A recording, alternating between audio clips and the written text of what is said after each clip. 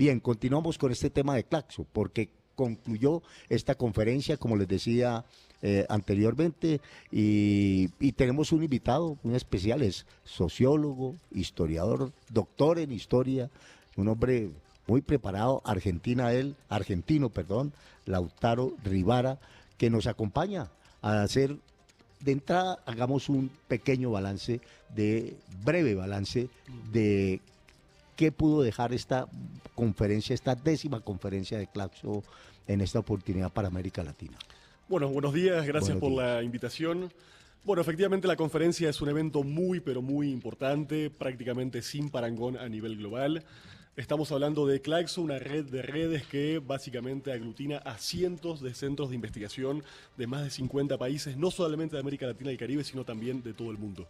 Entonces, en este contexto tan convulsionado de América Latina, sentarse a reflexionar, a parar un poco la pelota de los acontecimientos y poder pensar en plazos quizás un poco más largos, es bastante importante en momentos de vorágine informativa, donde básicamente la realidad, la coyuntura no da tregua día a día, minuto a minuto.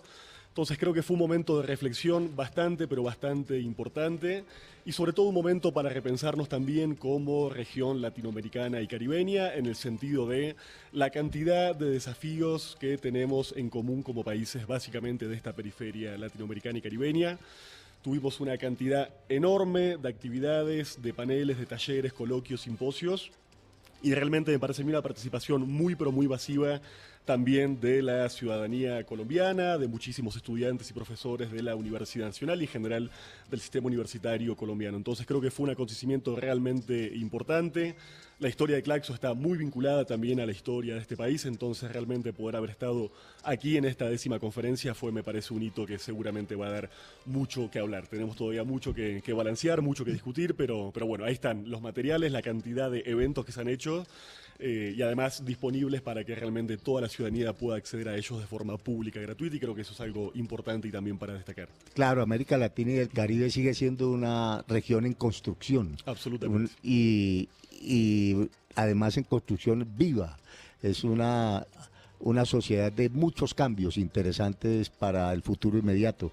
Pero yo quiero que hablemos de un tema antes de retomar otros asuntos de América Latina, Lautaro. Usted con Diana Carolina Alfonso escribieron un artículo muy interesante en Diario Red, lo estaba buscando aquí en la página, pero ya se me perdió, pero sobre Colombia y concretamente el atentado a Miguel Uribe Turbay, el senador. Y se hicieron varias preguntas muy interesantes. Una de ellas, que ya es como aparte de ya conclusión que ustedes hacen en el artículo, es ¿a quién le interesa este atentado a Miguel Uribe Turbay? ¿Qué hay detrás de él? ¿Qué es lo que busca este atentado? Sí, nosotros un poco lo definíamos como una política de río revuelto. Sabemos que hay en este país, pero también en toda América Latina y el Caribe, una serie de factores que están profundamente al margen de la democracia, factores absolutamente opacos que responden a intereses no solamente concentrados, sino muchas veces a economías ilícitas. Y en ese marco nosotros partíamos de algo tan simple como historizar el conflicto y la violencia en Colombia, en tanto conflicto interno, pero también en tanto conflicto que tiene una serie de impactos a nivel internacional. En ese marco creo que está bastante claro quiénes son los ganadores de básicamente desestabilizar un proceso de cambio como que Colombia está atravesando. Y sobre todo un poco nos preguntábamos con cierta suspicacia qué sucede cuando un día después de un triunfo bastante importante a nivel judicial del gobierno del pacto histórico en relación a la consulta, que es lo que la ciudadanía colombiana efectivamente está discutiendo, se produce de forma bastante oportuna este ataque absolutamente brutal, absolutamente vil contra un senador, una figura muy conocida de los sectores más conservadores de la política colombiana. Entonces simplemente se trata de conectar algunas variables y de entender que básicamente este ataque realmente repudiable es utilizado por estos sectores conservadores para básicamente intentar bajar lo que es un proceso de construcción democrática tan importante como una consulta, la que está felizmente todavía en curso. Y que se da justo cuando, por esos días, el día anterior al atentado, es decir, hace 8 días, viernes, precisamente, una juez de la República tutela un derecho que le han presentado ciudadanos, incluso la misma senadora María José Pizarro,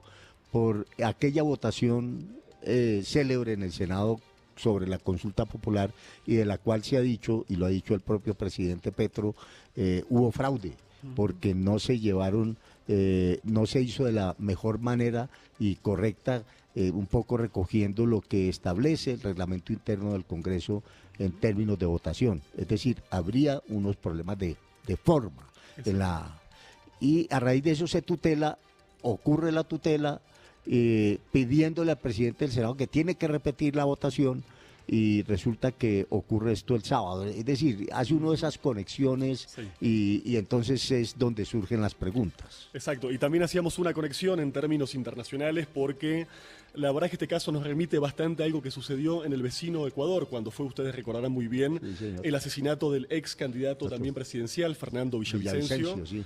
Un asesinato que hoy está básicamente bastante demostrado, que está ligado justamente a sectores de las economías ilícitas, del narcotráfico, pero que fue instrumentalizado por la oposición conservadora justamente contra los sectores progresistas de aquel país, hasta el punto de que la propia viuda de Fernando Villavicencio denunció que la Fiscalía de la República la estaba presionando para que inculpara sin ningún tipo de pruebas al expresidente Rafael Correa. Entonces, si pensamos cómo actúan estos factores opacos, pero también los sectores conservadores, tenemos que ver que en general comparten una serie de modus operandi. Entonces, no es la primera vez que esto sucede, no sería extraño que se haya repetido en este caso en Colombia.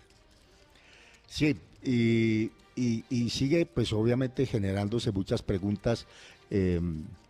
¿Por qué esa actitud de la derecha de inmediatamente ocurrido el hecho, el lamentable atentado contra el senador Uribe Turbay, inmediatamente salen a responsabilizar al presidente Petro, arguyendo que su mensaje ha sido un mensaje de odio y que ese mensaje de odio no solamente conduce a la polarización, sino que conduce a que haya reacciones violentas cuando la gente se le habla en términos muy concretos, con la verdad, en este caso, como lo ha hecho el presidente Petro. Eso no es ningún mensaje del odio, es lo que ha dicho, son verdades de lo que ha ocurrido en este país. Esa reacción de la derecha tiene una explicación para ellos.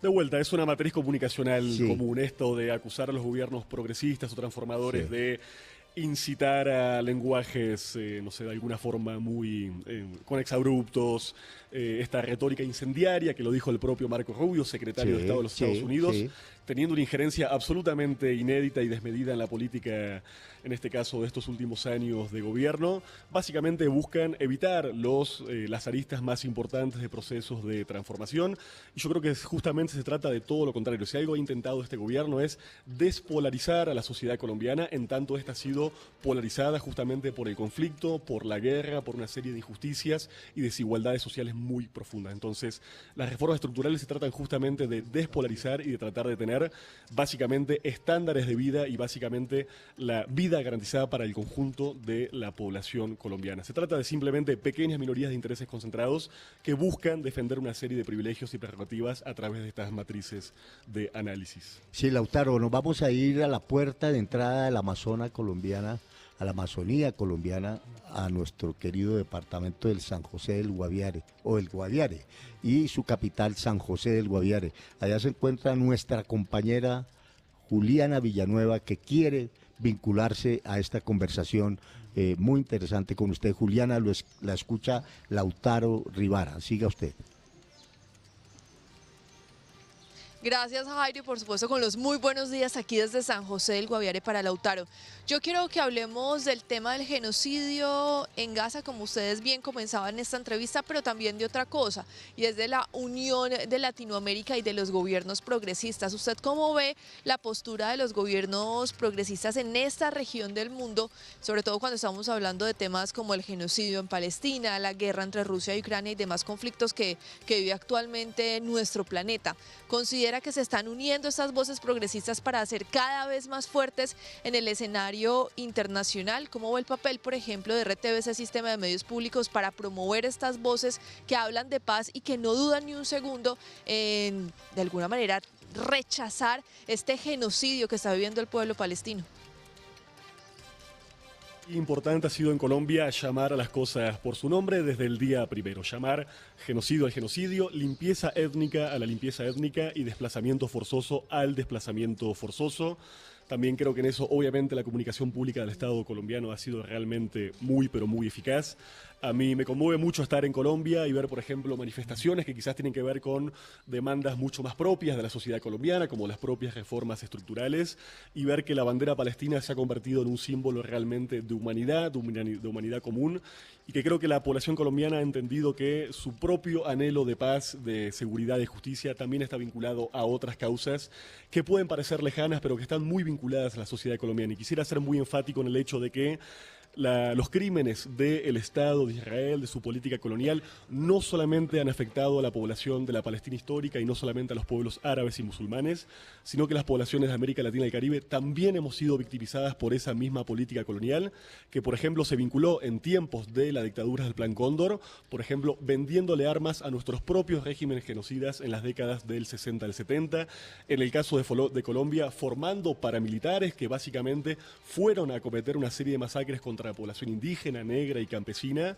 y también, por ejemplo, vendiendo tecnología para el espionaje, la criminalización social y otra serie de violaciones de los derechos humanos. Entonces creo que Colombia ha tenido una voz realmente muy importante, muy de vanguardia en este escenario internacional, y sin embargo creo también que más allá de la posición de gobiernos y estados, venimos viendo una serie de iniciativas que tienen que ver con el propio derecho de la sociedad civil internacional a actuar de forma pacífica y no violenta para intentar que este genocidio, esta política de limpieza étnica tenga fin. Y me refiero, por ejemplo, a la conocida Flotilla de la Libertad. Sí. Recién ahora están siendo liberados los últimos activistas humanitarios que fueron secuestrados en aguas internacionales por Israel.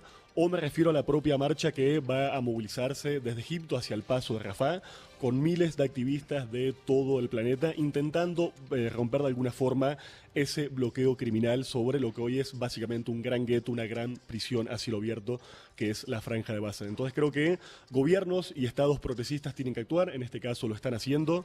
No puedo decir lo mismo, por ejemplo, de mi gobierno, el de Javier Milei en la Argentina, pero también necesitamos el protagonismo, sin duda, de las organizaciones sociales y de la sociedad civil como un todo. Me imagino que usted ha monitoreado los últimos acontecimientos y lo que está pasando con Israel e Irán. Exactamente. Prácticamente vamos camino a una guerra, ya a un enfrentamiento abierto, porque ya se está confirmando que Estados Unidos sí sabía del ataque de Israel a Irán, porque el secretario de Estado Marco Rubio, inicialmente cuando se produjeron los ataques contra la capital de Teherán, además, no solamente contra las instalaciones y objetivos nucleares que supuestamente tiene Irán en su territorio, sino también contra la población civil, porque se vieron en edificios, los bombardeos, los drones. Bueno, Marco Rubio, el secretario de Estado, salió inmediatamente a decir que eso había sido una decisión unilateral de Israel, que ellos no tenían nada que ver, es decir, Estados Unidos. Pero ahora se está confirmando que sí, que Donald Trump dice que sí se le había advertido a Irán y que tenía un tiempo prudente y que ya se había cumplido ese tiempo prudente. ¿A dónde nos puede llevar esta guerra? Porque creo que la respuesta de Irán va a ser una respuesta contundente. Esto nos puede llevar ya a una confrontación directa, o va a ser de persuasión, o decir usted me atacó, yo lo ataco y hacemos ataques moderados o no. Es más, a Irán le asesinaron con los ataques a varios altos militares, mandos militares de su estructura revolucionaria, ¿no? Luego el ataque es de fondo, ¿no? Sí. No sé qué lectura haces ahora, Lautaro, con todos estos acontecimientos. Sí, creo que lo que pasó en las horas de la madrugada de ayer vuelve a confirmar o de alguna forma desbaratar un viejo mito, esta idea de que el enemigo del Estado de Israel es una organización político-militar determinada, sea Hamás o cualquier otra. Sí. En los últimos meses, en los últimos años, Israel ha atacado y bombardeado 6 o 7 países vecinos. No solamente, insisto, a los gazatíes, a la población palestina de Cisjordania, sino también ha bombardeado Irak, ha bombardeado Irán en este caso, ha bombardeado el Líbano, realmente también atentando contra la población civil.